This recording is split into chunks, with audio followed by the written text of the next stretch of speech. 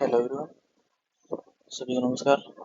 सभी का स्वागत है एक न्यू वीडियो में। तो आज हम लेक्चर 2 की बात करने वाले हैं। परमार पीवाई की सीरीज लेक्चर 2। पहला लेक्चर मैंने ऑलरेडी करवा दिया है, वो अभी तक आपने नहीं देखा है वो एक बार जरूर देख लें। उसका रिवीजन करवा दिया है मैंने। जो मैं खुद नोट्स बनाता हूँ उनके हिसाब से रिवीजन करवाता हूँ। शॉर्ट नोट्स बना रहा हूँ मैं साथ साथ में, तो उसका रिवीजन करवा रहा हूँ जिससे आपकी हेल्प हो सके। तो आज हम लेक्चर 2 की स्टार्ट करने वाले हैं। तो लेक्चर 2 का पहला क्वेश्चन है, 5 तारों का समूह या फिर डब्लू आकार का प्लेनेट, ये कौन सा है? कैसियोपिया हो जाएगा इसमें। और इसके अलावा द हंटर के नाम से किसे जाना जाता है? वो है ओरियन। ओरियन में सबसे ब्राइटेस्ट या सबसे चमकीला तारा कौन सा है? तो उसकी बात करें तो वो हो जाएगा रीगल। ठीक है, रीगल बोल सकते हैं इसको, राइगल भी बोल सकते हैं। और क्रॉस शेप में प्लेनेट हो जाएगा सिग्नस। ये काफी बार एग्जाम में आ चुका है, तो ये आप ध्यान में रखना। क्रॉस शेप का हो जाएगा सिग्नस।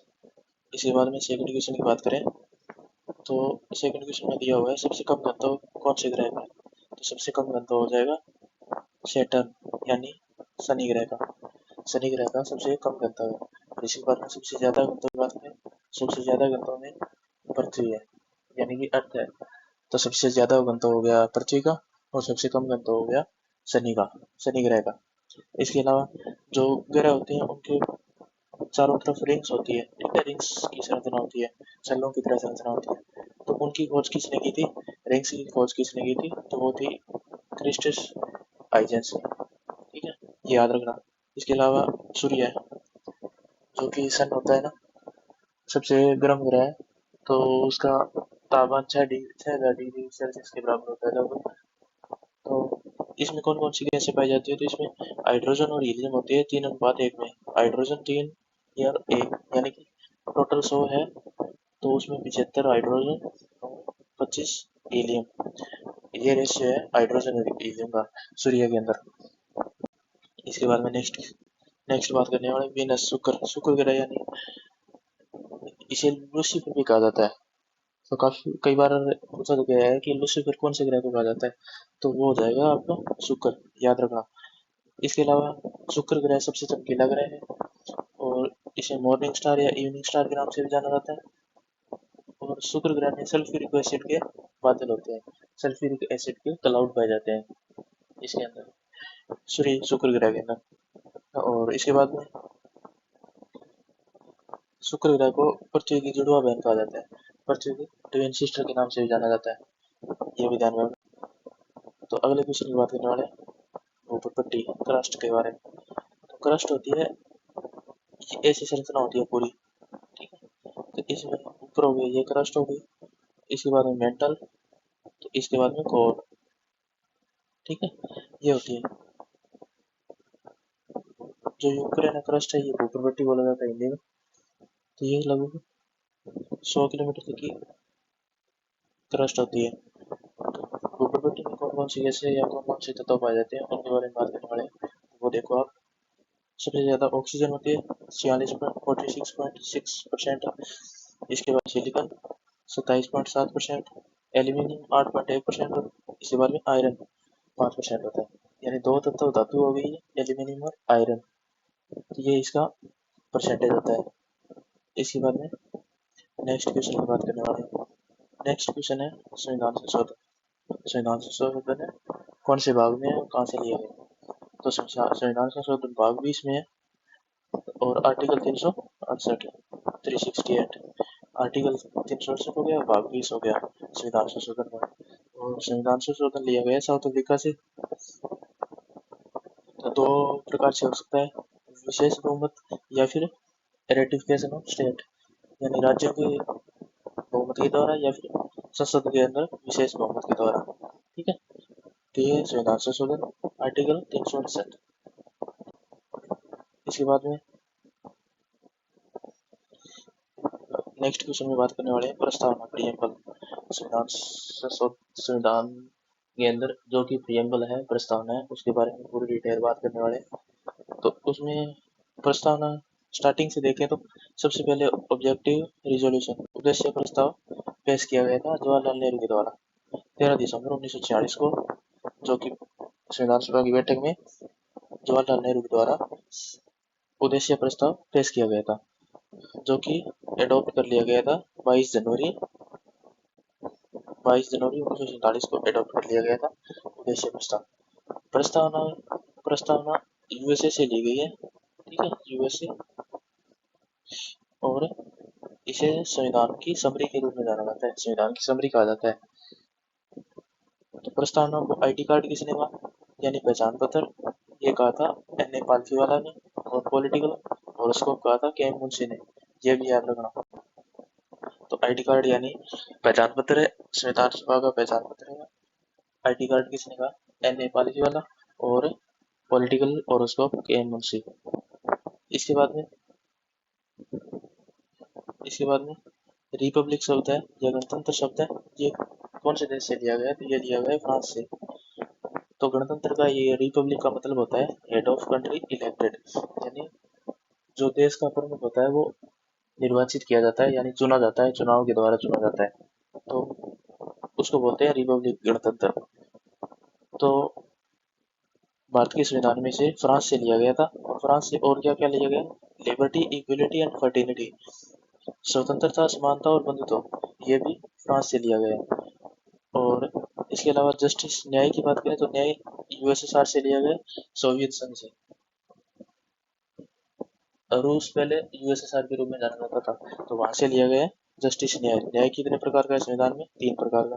कौन कौन सा, सोशल और इकोनॉमिक्स और पॉलिटिक्स, यानी कि सामाजिक, आर्थिक और राजनीतिक, ये 3 प्रकार का न्याय है संविधान के अंदर। इसके बारे में बात करेंगे हम। नेक्स्ट क्वेश्चन है राष्ट्रीय गीत और राष्ट्रगान, ये कब एडॉप्ट किए गए थे, तो ये किए गए थे 24 जनवरी 1950। शायद कई क्वेश्चन में आपको साफ लैंग्वेज दिखाई नहीं दे रही होगी, तो मैं आप साथ में बोल रहा हूँ, वो थोड़ा ध्यान में रखें, ठीक है। इसके बाद में राष्ट्रीय गीत और राष्ट्रगान को कब अडॉप्ट किया गया था, कब शामिल किया गया था, यानी 24 जनवरी 1950 को। इसके बाद में राष्ट्रीय ध्वज, तिरंगा, यह जुलाई 1947 में अडॉप्ट किया गया था, यानी संविधान में शामिल किया गया था। तो संविधान लागू कब हुआ, 26 जनवरी, और तैयार कब हो गया था, 26 नवंबर 1949 को। लागू हुआ 26 जनवरी 1950 को। तो पहला रिपब्लिक डे बनाया गया, पहला गणतंत्र दिवस या रिपब्लिक डे बनाया गया जब संविधान लागू हुआ 1950 में। तो ये कहाँ बनाया गया था, ये बनाया गया था इरविन एम्पी थिएटर में। तो पहले रिपब्लिक डे, पहले गणतंत्र दिवस के चीफ गेस्ट कौन थे, तो ये मैक्सिमम क्वेश्चन पूछा जा रहा है, क्योंकि अब वर्तमान में भी इंडोनेशिया से चीफ गेस्ट थे, तो इसलिए ये क्वेश्चन इंपॉर्टेंट हो जाता है। तो पहला चीफ गेस्ट था सुकर्णो, जो कि इंडोनेशिया से था, ठीक है, इंडोनेशिया से सुकर्णो पहले रिपब्लिक डे पर चीफ गेस्ट था भारत के अंदर। इसके बाद में नेक्स्ट, संविधान सभा का चिन्ह क्या है, चिन्ह बोले तो हाथी, यानी हाथी इसलिए चिन्ह बनाया गया क्योंकि संविधान में भारत का संविधान काफी बड़ा है, तो उस हिसाब से हाथी को चिन्ह बनाया गया। इसके बाद में इंडिपेंडेंस डे और रिपब्लिक डे दो होते हैं, तो इनमें क्या होता है और कौन है मुख्य होता है। तो इंडिपेंडेंस डे को प्रधानमंत्री, देश का प्रधानमंत्री फ्लैग रेजिंग यानी रेड फोर्ट पर होता है, और रिपब्लिक डे गणतंत्र दिवस पर भारत का राष्ट्रपति ये फ्लैग अनफर्लिंग करते हैं, ये होता है कर्तव्य पथ, ठीक है, दोनों दिल्ली में। इंडिपेंडेंस डे पर तो रेड फोर्ट पर पीएम के द्वारा, और गणतंत्र दिवस पर कर्तव्य पथ पर प्रेसिडेंट के द्वारा। और इंडिपेंडेंस डे, रिपब्लिक डे यानी गणतंत्र दिवस की समापन होता है बीटिंग रिट्रीट से। ये 28 जनवरी को बीटिंग रिट्रीट नामक सेरेमनी होती है, उसके द्वारा गणतंत्र दिवस का समापन होता है, ठीक है। इसके बाद में तो संविधान का चीफ ड्राफ्टमैन, ये पहले भी आ चुका है, आज एक बार दोबारा देखते हैं। चीफ ड्राफ्टमैन या मुख्य मसौदाकार कौन थे, तो एस एन मुखर्जी थे, और वैधानिक सलाहकार बी एन राव। ठीक है। इसके बाद में नेक्स्ट क्वेश्चन की बात करें, IVC यानी इंडस वैली सिविलाइजेशन, सिंधु घाटी सभ्यता के बारे में पूरी डिटेल है। तो सिंधु घाटी सभ्यता के बारे में,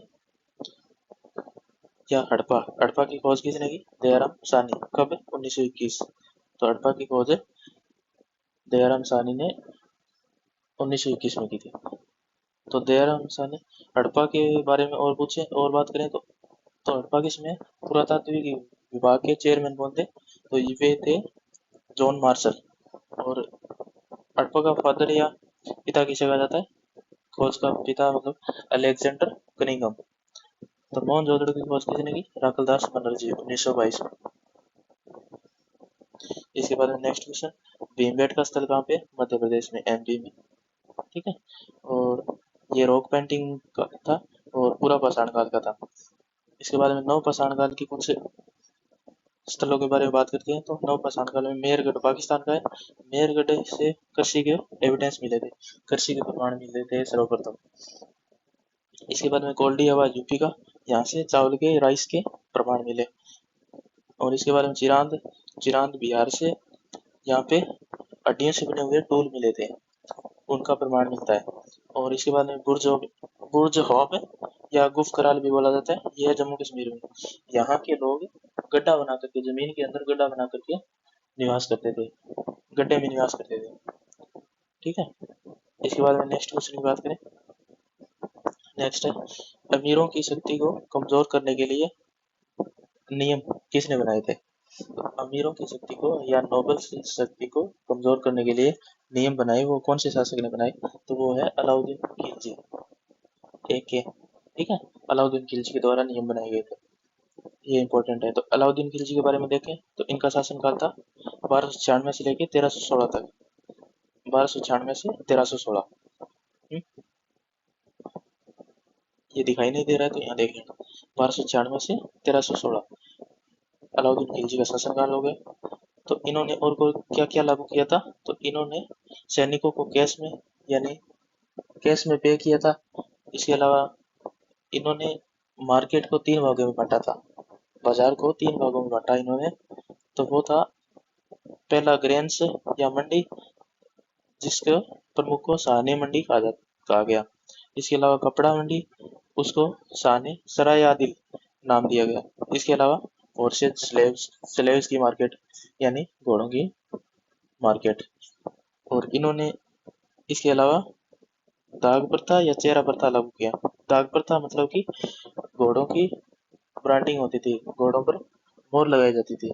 और ओलिया प्रथा यानी सैनिकों के ओलियों से पहचान की प्रथा अलाउद्दीन खिलजी ने लागू की थी। इसके बाद में स्पाई सिस्टम इनके समय में ब्रीद और मुनैया एकता प्रथा को इन्होंने खत्म कर दिया था। और दीवान मुस्तकराज इनके काल में। और दीवान रियासत, दीवान या रियासत क्या होता था?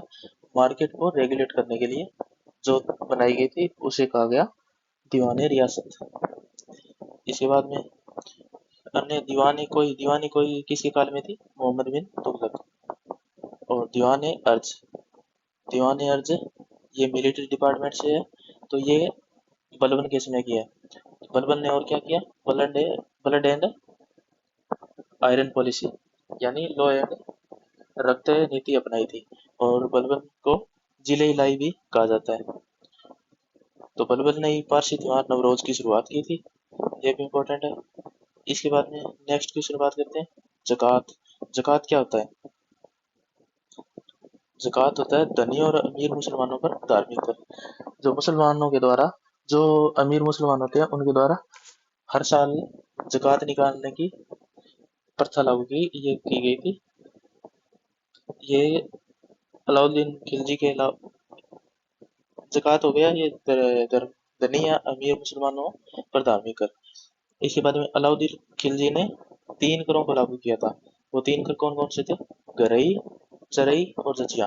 गरई था हाउस पर घर का कर, और चरई था पर्सनल, और जजिया था नॉन मुस्लिम यानी गैर मुस्लिमों पर जजिया कर लगाया गया। इसके बाद में नेक्स्ट क्वेश्चन की बात करें तो तालाब के पानी में मुक्त जीवित कोशिकाओं की खोज किसने की थी? तो ये है एंटनी वॉन लीवेनहॉक। तो ये कब की? 1674 में। और कोशिका सिद्धांत की खोज किसने की? शेल्डन एंड सोन, ये 1838 में। और कोशिका की खोज, जो कि मृत कोशिका थी, उसकी खोज सबसे पहले रॉबर्ट हुक ने की थी। और नई कोशिका पुरानी कोशिका से निकलती है, ये किन्होंने बताया, किसने खोज की? तो ये की थी वर्षों ने, 1855 में। इसके बाद में नेक्स्ट क्वेश्चन में मणिप्रवाल भाषा में गीत कौन से नृत्य में गाए जाते हैं? मणिप्रवाल भाषा, ये है केरल का मोहिनीअट्टम। ठीक है, मोहिनीअट्टम के बारे में व्यवहारमाला में वर्णन मिलता है पूरा। इसके बारे में कथकली, कथकली को मास्क डांस या मुखौटा डांस भी कहा जाता है, कथकली भी केरल का है। तो मोहिनीअट्टम के बारे में डिटेल से बात करें तो ये भगवान विष्णु के अवतार को मान के किया जाता है, और इसमें वैष्णव संप्रदाय के लोग करते हैं, तो इसे मंत्र मुग्ध करने वाला नृत्य भी कहते हैं। तो इसके अंदर दो भाव होते हैं, लास्य और तांडव। लास्य भगवान पार्वती और तांडव भगवान शिव के रूप में।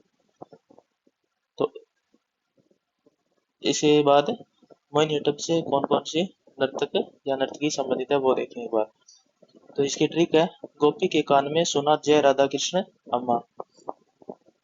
तो पूरा देखें, तो गोपी से गोपिका वर्मा, कान से कनकरेले, सुना से सुनंदा नायर, और जय से जयप्रभा मेनन।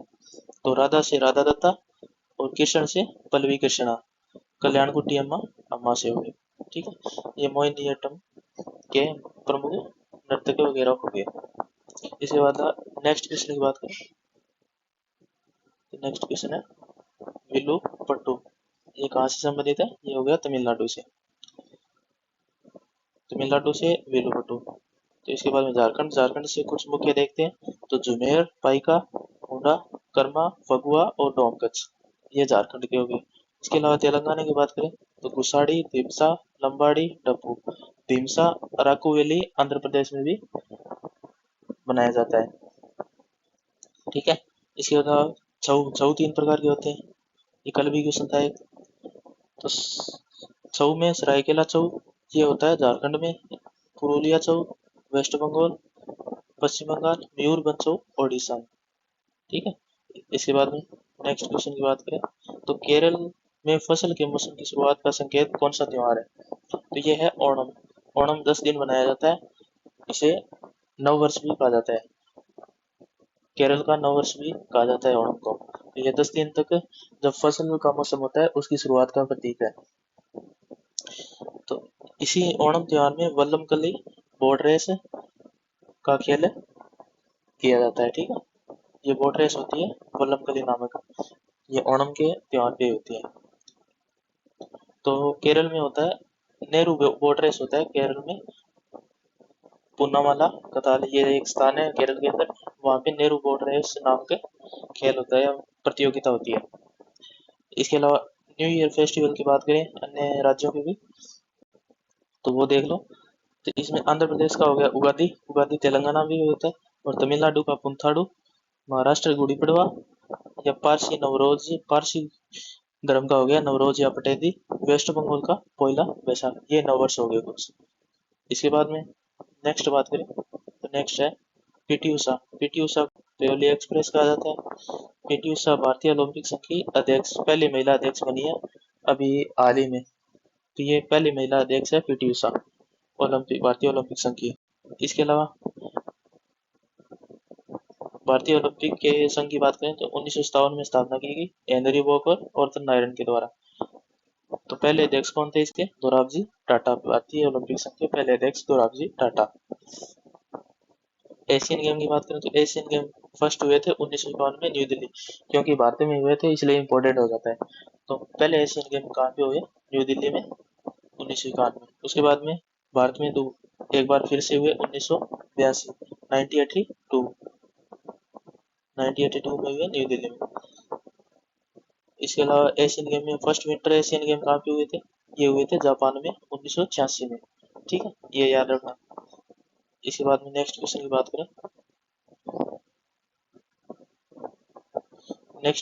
करें, तो जनगणना के बारे में नेक्स्ट क्वेश्चन है कि फर्स्ट जनगणना कब हुई थी? तो ये हुई थी मेयो के काल में। मेयो के काल में 1872 में जो कि फर्स्ट की जनगणना थी ये इनकम्प्लीट थी, या अनियमित जनगणना थी, पूर्ण नहीं हुई थी पूर्ण रूप से। तो फर्स्ट कंप्लीट की बात करें या नियमित जनगणना की बात करें तो ये हुई थी 1881 में रिपन के काल में। इसकी डेट भी है 17 फरवरी 1881 रिपन के काल में। ये पहली कंप्लीट या नियमित जनगणना थी। 1881 में जनगणना आयुक्त या सेंसस कमिश्नर कौन थे, तो वो थे WC लोडेन। तो पहला शहर कौन सा है जनगणना वाला, तो पहला शहर 1830 में ढाका के अंदर जनगणना हुई थी। ये की गई थी हेनरी वॉल्टर के द्वारा, इसलिए हेनरी वॉल्टर को फादर ऑफ इंडियन सेंसस भी कहा जाता है, भारतीय जनगणना का पिता भी कहा जाता है हेनरी वॉल्टर को। तो अब वर्तमान जनगणना आयुक्त कौन है, ये है मृत्युंजय कुमार नारायण यानी M.K. नारायण।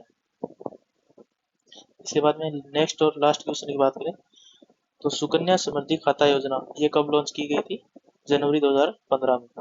तो ये एक बेटी बचाओ बेटी पढ़ाओ स्कीम का ही पार्ट है। तो इसमें मिनिमम 250 रुपये और पर ईयर जमा करवाने पड़ते हैं और मैक्सिमम डिपॉजिट किया जा सकता है 1.5 लाख का। ये हरियाणा पानीपत से स्टार्ट हुई थी। जो कि सुकन्या समृद्धि योजना है, ये बच्चियों के खातों के बारे में बैंक से संबंधित योजना है। तो ये जनवरी 2015 में लॉन्च हुई। ये बेटी बचाओ बेटी पढ़ाओ स्कीम का हिस्सा है। तो इसमें मिनिमम 250 रुपये और मैक्सिमम 1.5 लाख रुपए डिपॉजिट किए जाते हैं। हरियाणा के पानीपत से स्टार्ट हुई थी। तो ये लेक्चर 2 कंप्लीट हो गया, रिवीजन हो गया इसका। तो आप अगर साथ साथ में रिवीजन करोगे तो आपका अच्छा कवर हो जाएगा। तो इसलिए रेगुलर वीडियो देखते रहे। मैं जैसे मैं क्लास होती है उसके बाद में नोट्स बना लेता हूँ, उसके बाद में वीडियो डाल देता हूँ मैं। तो इससे काफ़ी हेल्प मिलती है, इसलिए आप रेगुलर बने रहे। और अगर नेक्स्ट वीडियो के लिए सब्सक्राइब और लाइक ज़रूर कर दें, शेयर भी कर दें, ताकि नेक्स्ट वीडियो आपको नोटिफिकेशन मिल जाए। तो ये लेक्चर 2 हो गया। अब हम इसके बाद में लेक्चर 3 जैसे ही कंप्लीट होता है अब वीडियो डाल देंगे। तो वैसे तो लेक्चर हो चुके हैं, तीसरा लेक्चर हो चुका है, उसका नोट्स भी मैंने बना लिया है। वो वीडियो आज शाम तक या सुबह तक आ जाएगी। ठीक है, तो अच्छे से रिवीजन हो जाता है। जो भी SSC रेलवे वगैरह जो भी एग्जाम की आप तैयारी कर रहे हो, इसमें जीके इंपॉर्टेंट है। तो जीके के लिए ये परमार PY की सीरीज 5वां पार्ट है, तो इसकी रिवीजन कर रहे हैं। ठीक, तो चैनल को सब्सक्राइब जरूर कर लेना। धन्यवाद। ठीक।